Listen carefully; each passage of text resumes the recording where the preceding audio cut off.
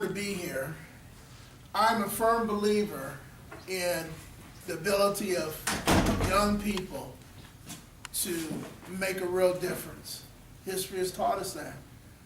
Also, this is a month that commemorates one of the most profound movements ever in the history of our nation.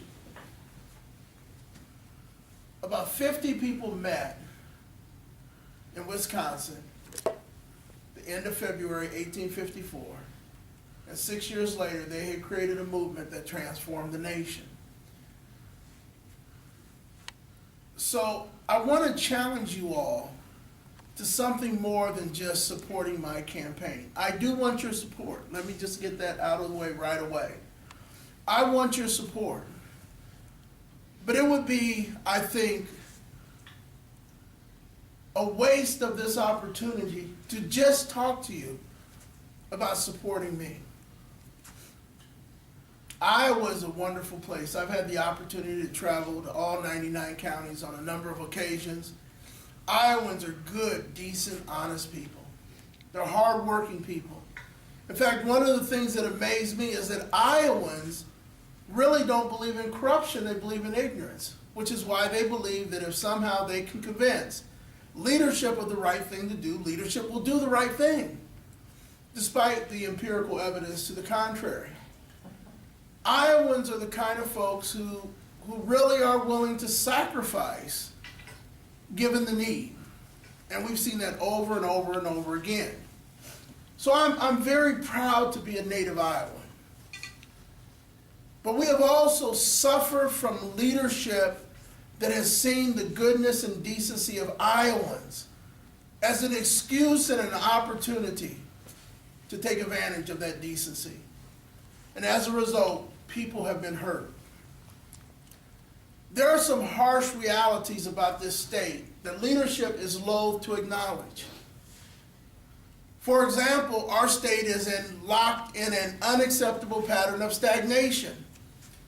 On January 3rd, 1993, Iowa woke up to Governor Terry Branstad, Senators Harkin and Grassley, and 6 members of our House of Representative delegation, Neil Smith, Fred Grandy, Jim Ross Lightfoot, Jim Leach, Jim Nussel, and Dave Nagel. On January 3rd, 2013, 20 years to the date, Iowans went to bed with Governor Branstad, Senators Harkin and Grassley, and only 4 members of our House of Representative delegation, Bruce Braley, Dave Loebsack, Tom Latham, and Stephen King. That represents a 1.5 million person attrition. Now, some folks just simply want to say that's a product of cold weather, but Utah gained a congressional seat. And Alaska's population grew 3 times as fast as Iowa's, even though recently Alaska and some places have been warmer than Iowa.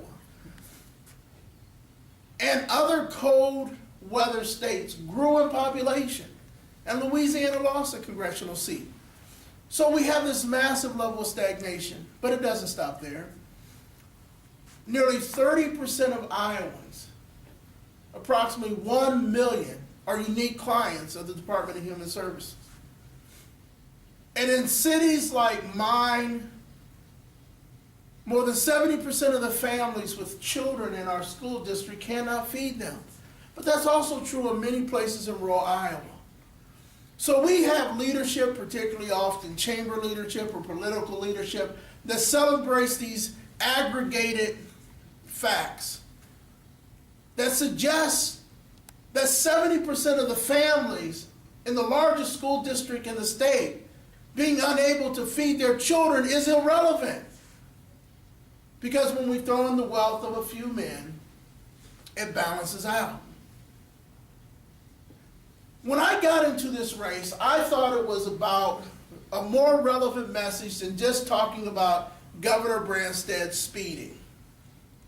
It had to be about more than that. It had to be about his broken promises. He didn't create 200,000 jobs. He didn't grow family income by 20%. He didn't restore world-class education. In fact, his own administration's data indicts what he's done on education. And he didn't cut government. He grew it, and he's grown it, and he continues to grow it. And yet he managed to also hurt people, even while growing it. And so I didn't want to talk about speeding troopers. I want to talk about broken promises. But as I've entered this race, it's about so much more than the Branstad administration. An administration that, in all honesty, has enjoyed the full-throated endorsement and embrace of Senate Democrats. That's the truth of the matter. An administration that has ignored the relevant and powerful issues that Iowans ought to care about, with the full support of Senate Democrats who have also ignored these issues. And so when I announced on January 20th of this year that I would seek the Democratic nomination for governor, I made the decision that if I only secured one vote, it would be mine, because I would talk about issues that matter. We live in a world where men have the wealth of nations, and in our own state, children go to bed hungry. That is unacceptable. Poverty ought to be unacceptable. We have the means to end poverty in 2014, but we lack the will. So I said my administration would bring the will to end poverty in Iowa, because we have the means. We live in a state where justice lies bloodied in every county of the state, and in urban areas even more so. We see things like the dean of a community college busted with dope in every room of his house, and he gets sentenced to expungement and community service, while young people who are defended by the public pretender go to jail for having a joint. I spoke to an advocate for justice who interviews women in prison, and there is a travesty that is unconscionable in our justice system, but all too often a story. But before I get to her, how many of you have heard of Charles Rule? You probably haven't, but he's part of one of those families that's very prominent. And the judge just recently sentenced him to a year in jail because he kept embezzling and he needed to learn a lesson, and she agonized over it. And this gentleman I spoke to yesterday, who interviews women in prison, told me the story of a woman who had bounced her first check and got sentenced to 5 years. And do you know what she wrote that check out for? She wrote it out to the Ottumwa Walmart for baby formula and diapers. And she's doing 5 years in jail in Iowa. And this is too often the story. I was talking to the publisher of the Daily Iowan today, and I brought up this issue. And he talked about a buddy of his who had 12 small plants and got 5 years. And then there was the son of one of our state's aristocracy who was growing a barn full of dope and got no time. So this is where we start taking the big issues that Democrats have been unconcerned about who are in power, and certainly Republicans have been unconcerned about in power, and we declare that this campaign must be about a war for the soul of this party. And we began translating these transgressions into opportunities. For example, one of the things I've said is that I want to end the travesty of prosecuting individuals who cannot give a check to an attorney. I talked to a young man. I talked to 2 individuals. I talked to an individual who couldn't come up with $10,000 to buy his son's freedom, and his son went to jail, and he's still in jail, and it's costing taxpayers hundreds of thousands of dollars. And then I told a young man about that story, and he said, well, I was looking at real time for the dope that I had, but my dad gave the lawyer $10,000. We met with the prosecutor, and it went away. So I no longer want to pay for prosecuting individuals who are unable to afford any more access to justice than the public pretender can give them. So let's move possession without intent from the criminal docket to the civil docket. Folks pay a fine. It's based upon what they actually have, not who their lawyer is. And we stop pretending that prosecutors and judges know or even care about justice in this state. And in the process, we save hundreds of millions of dollars. Because we're not taking 5 children from a mother who has 6 small bags and less than a half a pound and threatening her with 10 years of jail. And we take her 5 children, even while a rich kid who had a half a pound of dope, busted his 4th time, paid a fine in Polk County. So let's save those 100 millions, and then we can start doing things like this. We can actually put that money into infrastructure development, improving our roads, improving our bridges, improving our core infrastructure in the state. All the while not having to do something like raise the gas tax. Now, I might have a different position on raising the gas tax if something hadn't taken place last year between the love affair that exists between Democrats in the Senate and Governor Branstad. See, Governor Branstad owns a lot of post offices. So he personally benefited from the massive tax cut that Senate Democrats signed on, that Branstad pushed, and the love affair celebrated bipartisanship.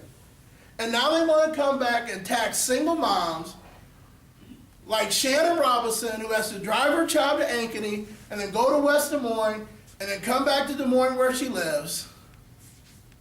And that to me is unconscionable. How can you defend giving millionaires and 100 millionaires huge, massive tax cuts and then heaping tax hikes on people struggling paycheck to paycheck? We ought to be better than that. We ought to be better than that as a party. That's what this election has to be about. Us standing up for the right things. Hard-working Iowans deserve a break. They don't deserve to be brutalized by run-amok power purchased by lobbyists that rewards cronyism. I've been getting in shape. I still have some work to do. But a couple years ago at 3:47 a.m., I arrived at the drive-thru at Hardee's because at 4 o'clock they stopped serving the good stuff. And a young lady was working there who had to buy her daughter a prom dress, who had an infant and another job at 8 a.m. Now, I'm seriously going to raise her taxes so that I can give that money to Orascom to create jobs at $1 million a job? Or I can give that money to Google or Whirlpool or John Deere or Pioneer? Or so that I can give that money to land speculators called developers who pour concrete on our rich black soil, and then we bring in poles and roads and sewers and spend lots of tax money, even while if someone goes into dying rural Iowa or decaying urban Iowa and spends their own money to pull plywood off buildings, we tax the heck out of them. And that makes no sense whatsoever. But this socialized cronyism of the Branstad administration, fully endorsed by powerful and entrenched Democrats who don't identify with everyday people, must end. How many of you know who Bill Knapp is? Bill Knapp is a very rich and powerful man. He calls himself a Democrat. He's supporting Branstad this time. And no Democrat will call him out because he writes big checks. And you have other Democrats. Jerry Crawford's a nice guy. He spends more on his horses. He actually had a horse in the Kentucky Derby a couple years ago. Spends more on his horses than it would take to feed kids in the inner city. And you have these millionaires and 100 millionaires who call themselves Democrats, who set our priorities And they look past poverty, and they look past justice, and they look past fairness and equity, and their pockets get lined too. Especially since by law, the governor has to appoint basically half of one party and half of another. And so these individuals have this very loving relationship with the Branstad administration. But what they don't have is a commitment to protect hardworking people. I'll give you another example. There is an aberration of public policy called No Child Left Behind. No Child Left Behind has hurt communities, it's hurt schools, it's hurt good teachers, it's hurt children. Some people don't understand the impact of No Child Left Behind because six-figured administrators have not told the truth. Politicians have not told them the truth about it. On Sunday, January 19th at 6:30 p.m., there was an emergency meeting of parents who have kids at Greenwood Elementary in Des Moines because their good teachers were going to have to be shuffled around and moved. And suddenly the reality of No Child Left Behind hit. That's why, as Democrats, we should have opted out of George Bush's No Child Left Behind. We should have rejected it. We should not have endorsed or participated in it. And yet Democrats have been fully invested in maintaining that abomination of public policy as Republicans have. So we have to make some changes. Now, it's not all about what we shouldn't be, what we should be against. It's also what we should be for. There's two or three areas I just want to touch on. How we're doing on time? Should we wrap it up? Okay. So that- Do I have like 2 minutes? Sure. Okay. The kind of thing I've advocated is that we must shift from dependency to self-sufficiency, and one of the powerful tools is education.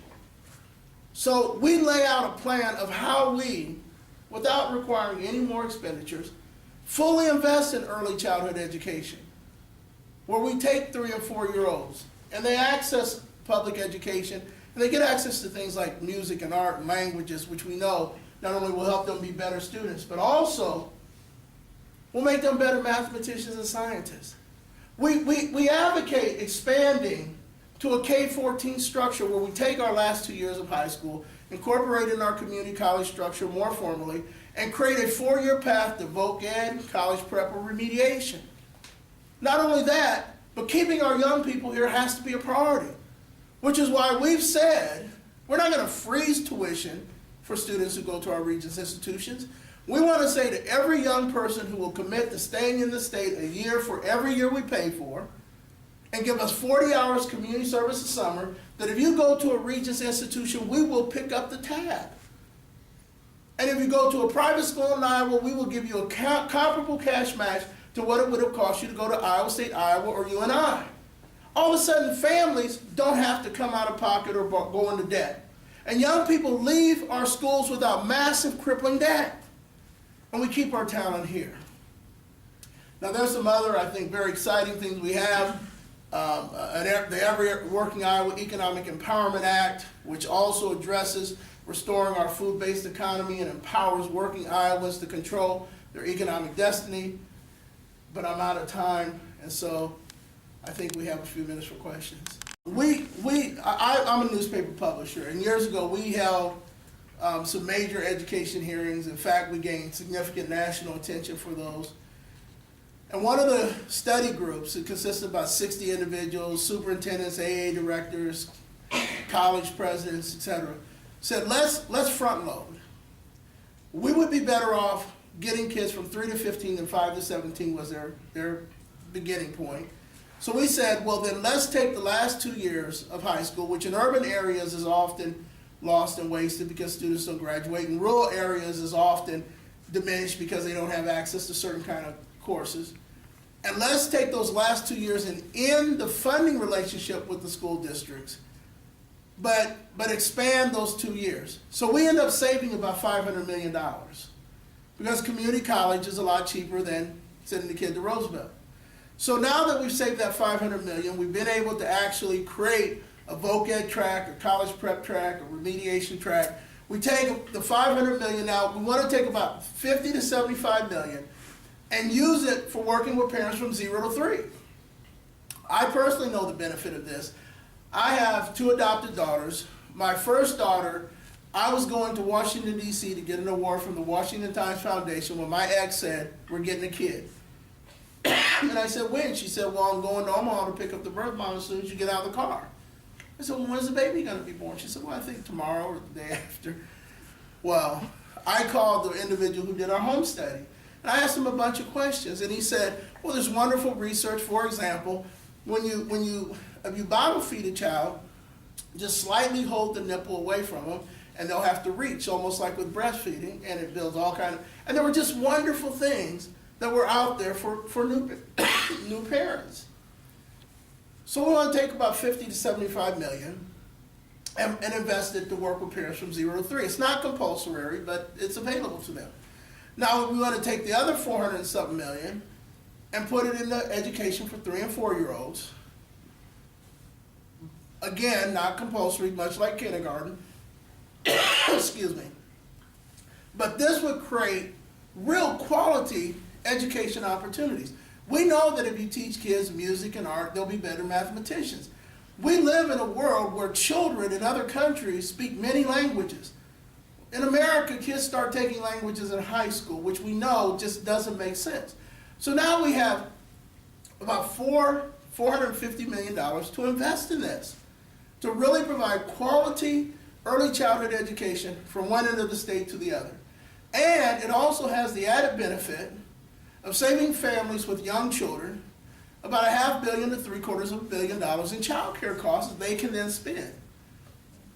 So these are the kind of things we ought to be doing. You know, we want to keep our young people in the state. It doesn't make sense to invest $150,000, $200,000 in a student's education from K to 12, and then either they can't function in society because they failed, or they can't complete college because they weren't prepared, or they complete college with massive crippling debt and they have to leave the state to pay off the debt because there's not opportunity here. So we've already made this investment. Let's make 4 more years of investment with the arrangement that if you give us community service and stay in the state a year for every year we pay for, we will pick up the tab or contribute a comparable amount to a private school in Iowa. In talking to students all over the state, they've said, I'd love that. I mean, I don't have to leave school with massive debt. You know, I can graduate and have that money available to invest in whatever, my life, my social experiences, whatever. We think it's a winning plan. And it doesn't cost us a penny more. That's the beauty of it. It doesn't cost us a penny more. We just have to make better choices. It's sort of like telling Dad, you know what? Little Johnny can go to Scouts if you don't go and buy shots for everybody at bowling. So go bowl, buy a burger, buy a soda, come home. You got the bowl and Johnny gets to go to Scouts. So, you know, we think that we ought to have some better priorities. Any other questions? With just a couple of thoughts. One, I understand what a governor's job is. The governor's job is not to have all the answers. The governor's job is to find good public servants, men and women smarter than he is with task-specific competence. The person who runs human services, the person who runs economic development, they should be smarter than him, particularly in those areas. And they should be individuals who possess the moral and ethical compass to do the right thing for Iowans, to put the interests of our taxpayers, our families, our children above politics and partisan agendas. And then to hold them accountable. That's the most important job of the governor. The second most important job of the governor is to protect good people so that they can do their jobs, so that they can enjoy the blessings that are offered by the society, and so that they can, you know, raise their families and participate in those things they choose to without the interference of government. That's also what a governor's job is. Those in power have not protected Iowans. The best example I can use of my involvement in politics, because I'm not the smartest person, but I am hardworking. I was going to testify at an education hearing in January of 2011. I don't know if it was colder than it is this winter or not, but when I pulled off E6 to go to the Capitol, and you may not know what E6 is, there was a semicircle of cars idling. And when I got out of the car to see what was happening, there was a young lady in her bra and panties on the ground and two men standing over her. And all of these individuals were horrified. They wanted to do something about it, but they lacked the ability to do something about it. And so they were frozen and paralyzed between their horror and their fear. Now, I was wearing my favorite suit in the world. It was a gray double-breasted pinstripe suit that was my dad's. I finally lost some weight and could fit in it. I didn't want anything to happen to it, but I knew that I could not walk by. I could not just drive by. I could not ignore this, nor could I just stand there like everyone else and watch these two thugs bully and intimidate this young lady on the ground in her bra and panties. And so I went to take off my coat, and I said to one lady who was to my right, "Can she get in your car?" And she said, "Yes." And I said, "You get in her car and you two back off." Now, I don't know if the people behind me gained their courage or not, but they ran away. She got in the car and became safe. We need that in a governor right now. We need that. I'm not even going to pretend that I possess the technical management skills of Governor Branstad. He ran a university, he's ran government for 20 years. He is a better bureaucrat than me, but he does not possess the moral and ethical compass to lead this state and to protect our families and to protect our children, and I will. And you should settle for no less. I'd like your support. I'd like your help. I think if I get the nomination, we're going to shock the world. We're going to excite the base. We're going to help the entire ticket. And we will fix and restore Iowa. Thank you very much.